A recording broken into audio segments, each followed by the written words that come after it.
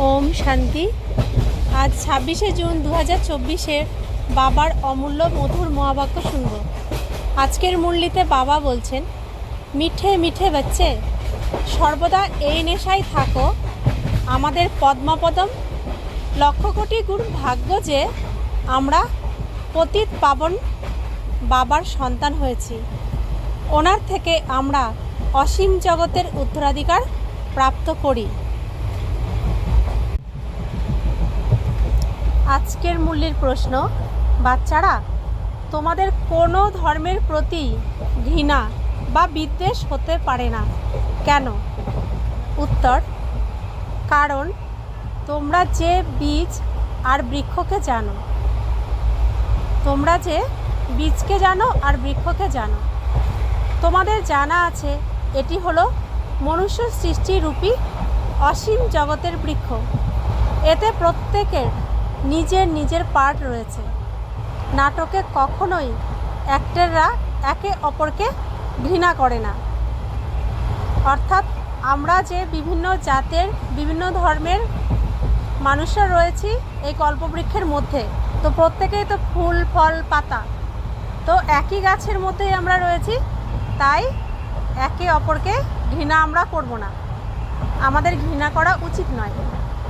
তোমরা জানো যে আমরা এই নাটকে হিরো হিরোইনের পার্ট করেছি।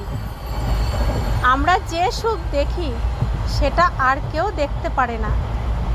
তোমাদের অসীম খুশি থাকে যে সমগ্র বিশ্বে রাজত্ব করার মতো আমরাই আছি। তো আমরাই তো সেই ভাগ্যবান শ্রেষ্ঠ অভিনেতা যে এই সৃষ্টির রঙ্গমঞ্চে সর্বশ্রেষ্ঠ অভিনয়ের পাঠ পেয়েছি। তো আমরা সৌভাগ্যবান, স্বয়ং ভগবানের শ্রেষ্ঠ আজ্ঞাকারী বিশেষ বাচ্চা। ওম শান্তি। ওম শান্তি বলা মাত্রই বাচ্চাদের যা কিছু নলেজ প্রাপ্ত হয়েছে সেটা সম্পূর্ণভাবে বুদ্ধিতে এসে যায়। কোন নলেজ বাবার বুদ্ধিতেও আছে? এটি হলো মনুষ্য সৃষ্টিরূপী বৃক্ষ, যাকে কল্পবৃক্ষও বলা হয়। তার উৎপত্তি, পালন, আবার বিনাশ কিভাবে হয় সমস্ত বুদ্ধিতে আসা চাই। যেমন সেই বৃক্ষ হলো জড়, এটি হলো চৈতন্য বৃক্ষ, বীজ ও চৈতন্য। তো পৃথিবীতে যে বৃক্ষ আছে সেই বৃক্ষ জড়, আর মনুষ্য সৃষ্টির যে বৃক্ষ সেই বৃক্ষ চৈতন্য। বৃক্ষের বীজ স্বয়ং ভগবান পরমপিতা পরমাত্মা শিব বাবা, তিনিও চৈতন্য। তার মহিমাও সুখ্যাত। তিনি হলেন সত্য চৈতন্য, অর্থাৎ বৃক্ষের আদি মধ্য অন্তের রহস্য বোঝাচ্ছেন। কেউই তার অকুপেশন, কর্ম, কর্তব্য কি তা জানে না। প্রজাপিতা ব্রহ্মার অকুপেশনও জানা চাই।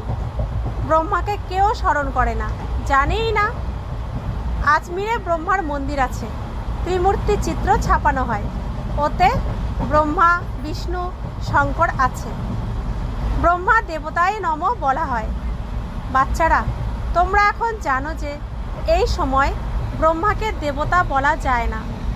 যখন সম্পূর্ণ হবেন তখন দেবতা বলা যায়।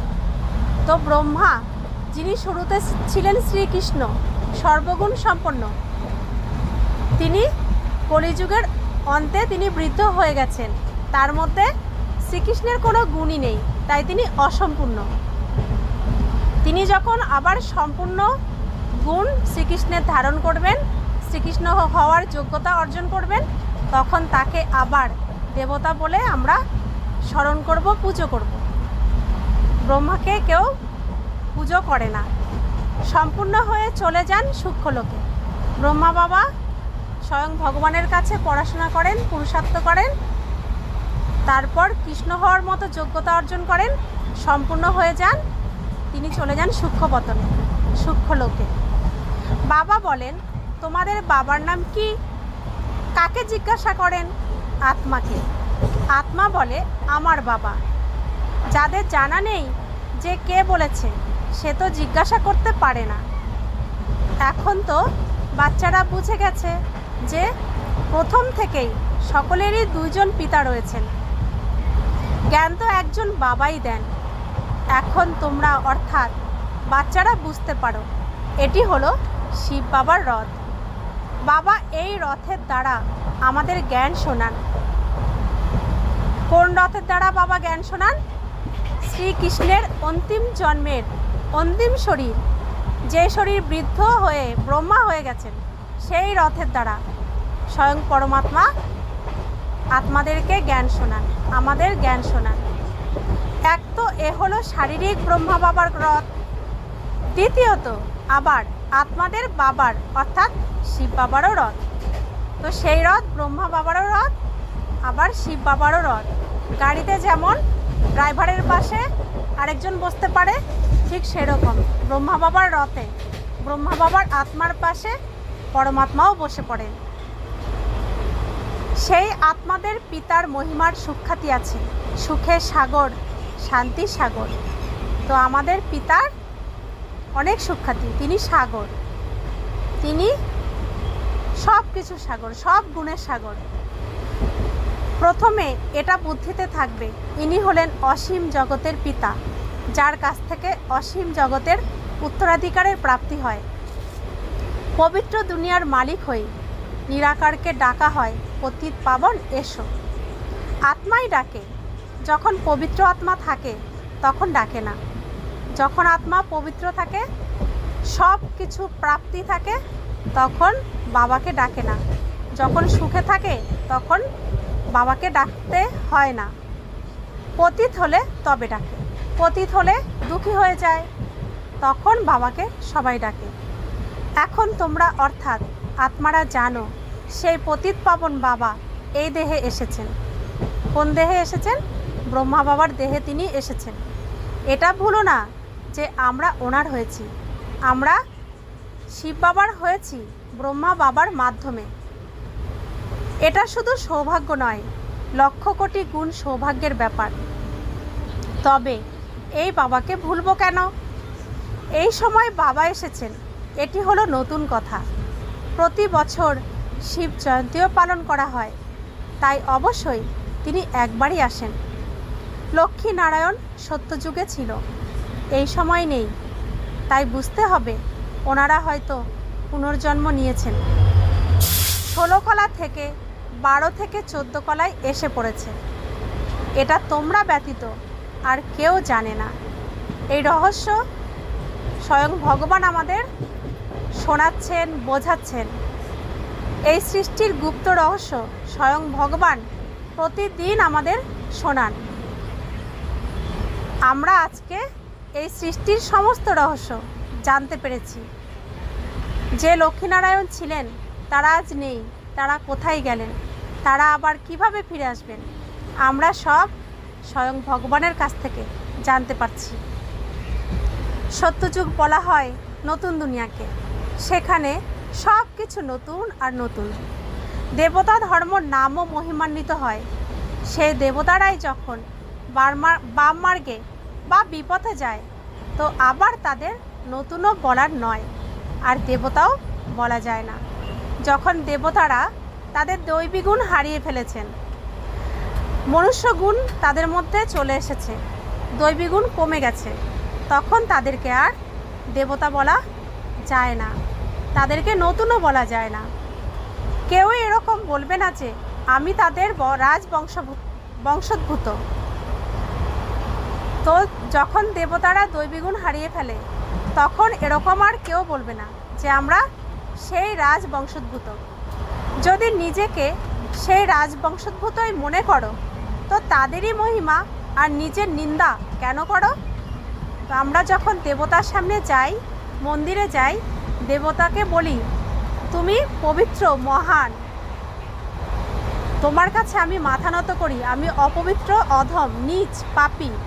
তো আমরা গেলেই এ কথা নিজের থেকে বলতে থাকি। তো তার বংশোদ্ভূত হলে এরকম তো কখনোই আমরা নিজেকে বলতাম না, এত নিচে নামাতাম না। তাই বাবা বলছেন সেই রাজবংশোদ্ভূত নারায়ণের বংশের আমরা এখন কেউ নেই। যখন মহিমা করো তো অবশ্যই তাদের পবিত্র আর নিজেকে অপবিত্র, পতিত মনে করো। পবিত্র থেকে পতিত হয়, পুনর্জন্ম নেয়।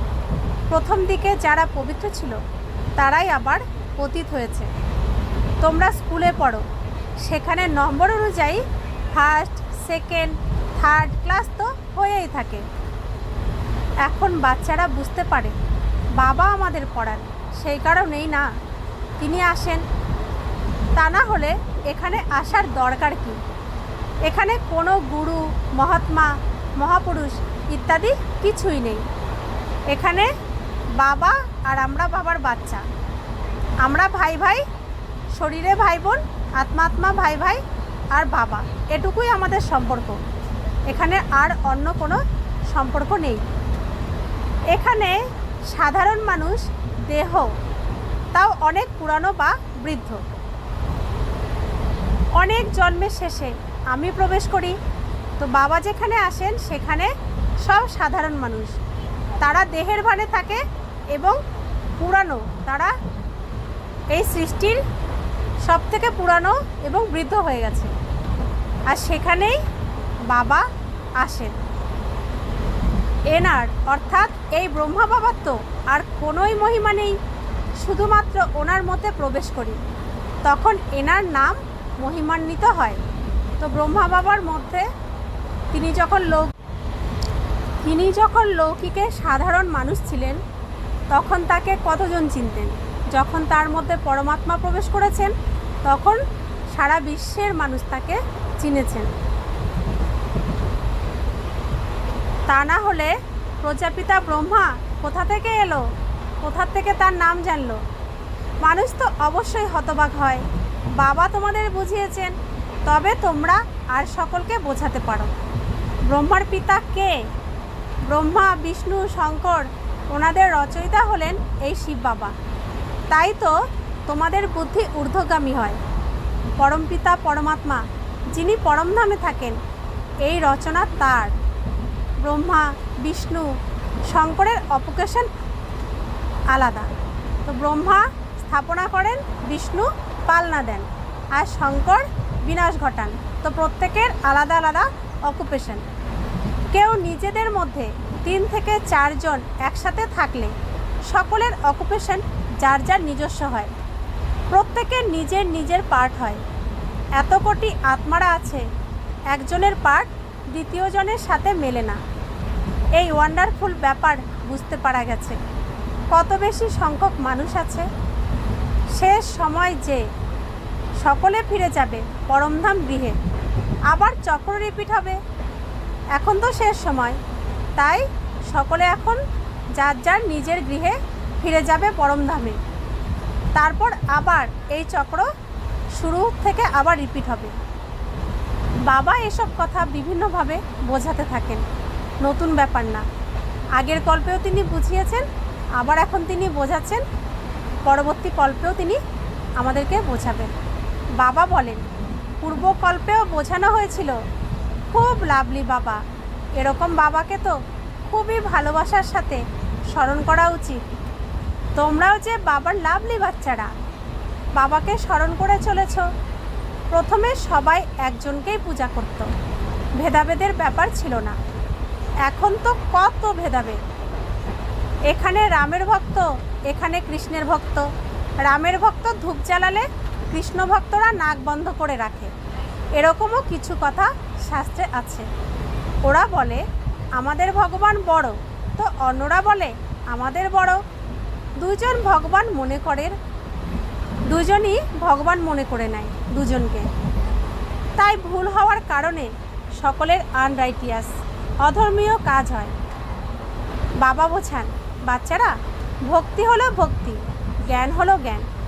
জ্ঞানের সাগর হলেন এক বাবা। এছাড়া তারা সকলেই হলো ভক্তির সাগর। জ্ঞানের দ্বারা সদ্গতি হয়। বাচ্চারা, তোমরা এখন জ্ঞানবান হয়েছ। বাবা তোমাদেরকে নিজের আর সমগ্র চক্রেরও পরিচয় দিয়েছেন, যা আর কেউ দিতে পারে না। সেই জন্য বাবা বলেন, তোমরা বাচ্চারা হলে স্বদর্শন চক্রধারী। পরমপিতা পরমাত্মা তো একই। এছাড়া সকলেই হলো বাচ্চা আর বাচ্চা। আর কেউই নিজেকে পরমপিতা বলতে পারে না। যারা ভালো বিচক্ষণ মানুষ বুঝতে পারে এটা কত বড় ড্রামা। এখানে সব অ্যাক্টার্স অবিনাশী ভূমিকা পালন করে। ওটা তো ছোট বিনাশী নাটক, এটা হলো অনাদি অবিনাশী, কখনো বন্ধ হওয়ার নয়। এত ছোট আত্মা এত বড় পার্ট পেয়েছে, শরীর ধারণ করার আর ত্যাগ করার আর পার্ট প্লে করার। এই কথা কোনো শাস্ত্রে নেই। যদি এটি কোনো গুরু শুনিয়ে থাকে তবে তার আরও ফলোয়ার্স থাকবে। শুধুমাত্র একজন ফলোয়ার কোনো কাজের নয়। ফলোয়ার তো সে যে সম্পূর্ণ ফলো করবে। এনার ড্রেস ইত্যাদির সেসব ব্যাপার তো নেই। তাহলে শিষ্য কী করে বলবে? এখানে তো বাবা বসে পড়ান, বাবাকেই ফলো করতে হবে। যেরকম বরযাত্রী হয় না, শিব বাবারও বরযাত্রী বলা হয়। বাবা বলেন, এ হলো আমার বরযাত্রী। তোমরা সকলে হলে উপাসক মণ্ডলী, ভক্ত। আমি হলাম ভগবান। তোমরা সকলে হলে স্বজনী। বাবা তোমাদেরকে শৃঙ্গার করিয়ে নিয়ে যেতে এসেছেন। কত খুশি হওয়া উচিত। এখন তোমরা সৃষ্টির আদি মধ্য অন্তকে জানো। তোমরা বাবাকে স্মরণ করতে করতে পবিত্র হয়ে যাও। তাই পবিত্র রাজ্য প্রাপ্ত করো। বাবা বোঝান, আমি শেষ সময়ে আসি।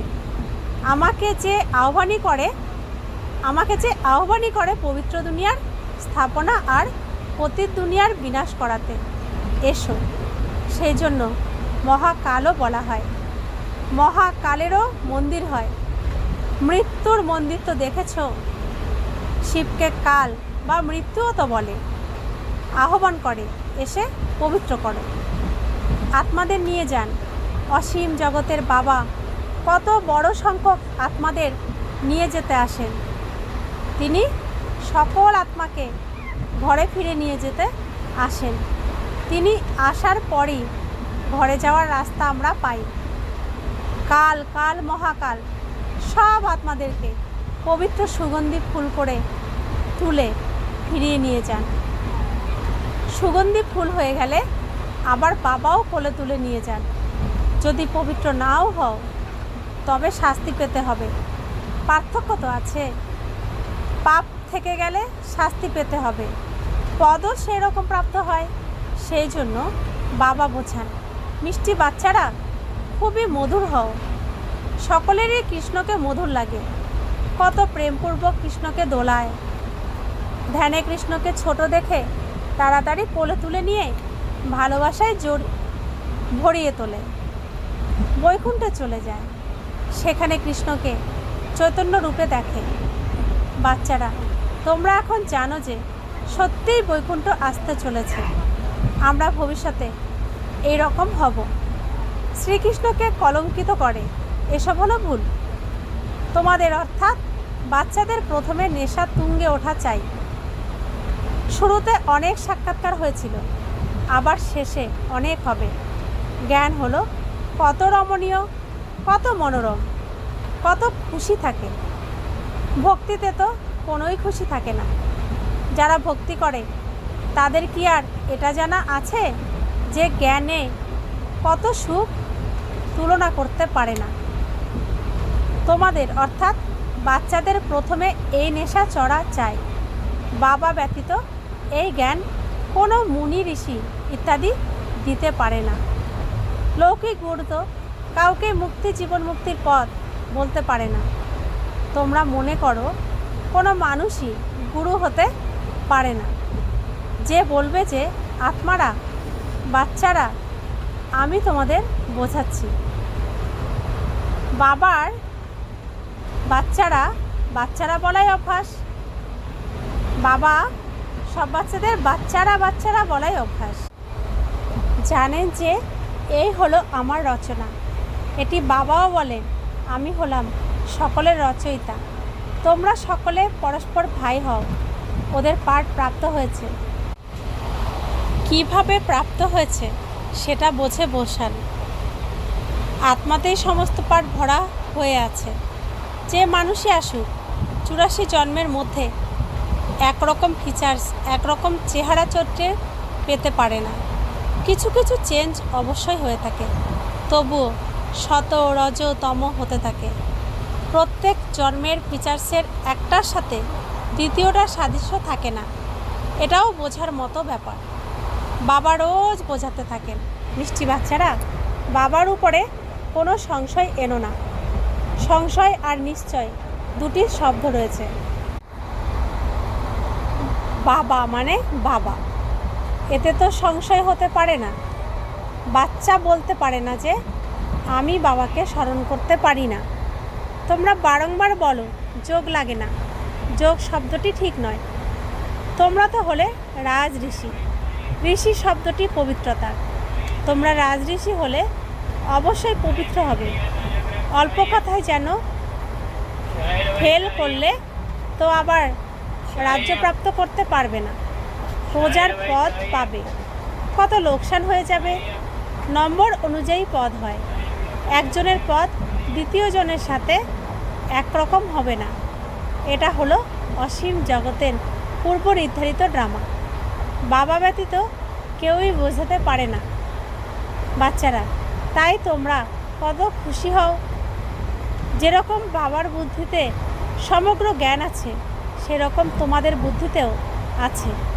বীজ আর বৃক্ষকে বুঝতে হবে। মনুষ্য সৃষ্টির বৃক্ষ, এর সাথে বেনিয়ান ট্রি, বোটানিক্যাল গার্ডেনের বেনিয়ান ট্রির বটগাছের উদাহরণ হলো একদম একরূপ। বুদ্ধিতেও বলে থাকেন, আমাদের আদি সনাতন দেবী দেবতা ধর্মের যে প্রধান স্তম্ভটি ছিল, সেটা প্রায় লুপ্ত হয়ে গেছে। এছাড়া সব ধর্মের শাখা প্রশাখা ইত্যাদি সব উপস্থিত রয়েছে। ড্রামা অনুসারে এইসব হতেই হবে, এতে ঘৃণা আসার কথা নয়। নাটকে কি কখনো অ্যাক্টরদের প্রতি ঘৃণা আসে? বাবা বলেন, তোমরা পতিত হয়ে গেছো, আবার পবিত্র হতে হবে। তোমরা যত সুখ দেখো আর কেউ দেখে না, তোমরা হলে হিরো হিরোইন, সমগ্র বিশ্বের রাজ্য পেতে চলেছ। অপার খুশি হওয়া উচিত।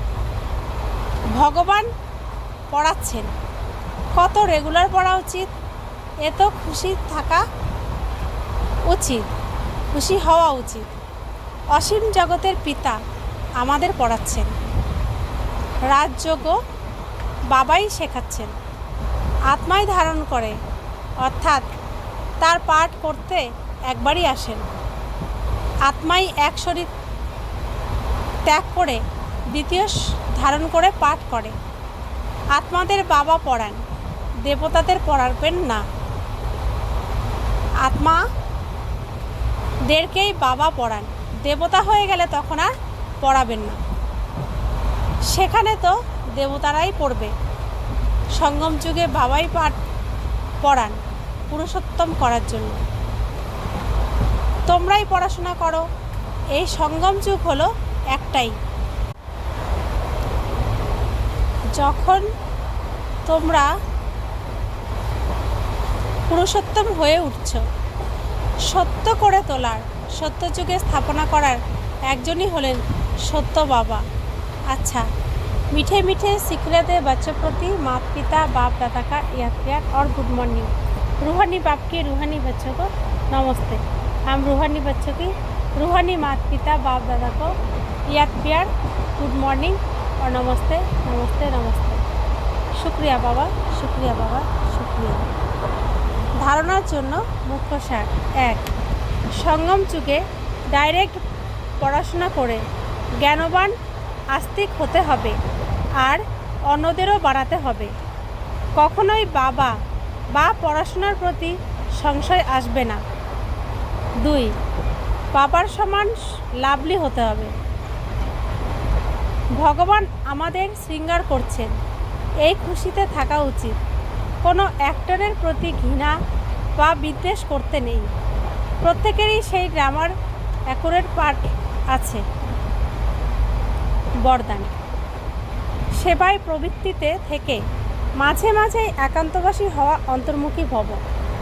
সাইলেন্সের শক্তি প্রয়োগ করার জন্য অন্তর্মুখী আর একান্তবাসী হওয়া প্রয়োজন।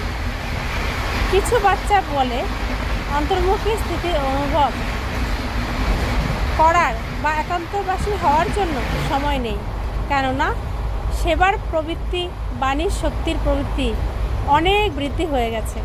তাহলে এর জন্য টানা